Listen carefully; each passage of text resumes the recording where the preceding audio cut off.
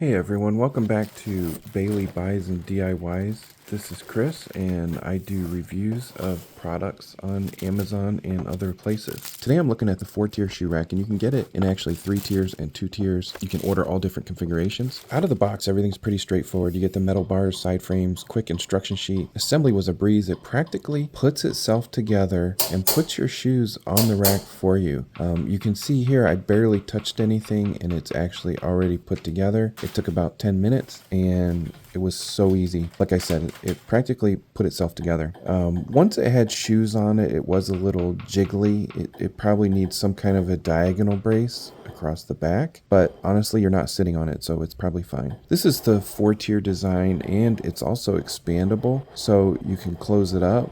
You can fit like 2 pair of shoes across or 4 pairs of shoes across. And if you don't have that many shoes, you just push it back together. If you have more, you spread it apart. So you could put it in a closet and spread it to the outside walls. This one is black. You can also get brown and white. And I was able to put 16 pair of shoes on it. So it's very strong, well done, expandable. I really like it. I like that it practically assembles itself, and I think you'll like it too.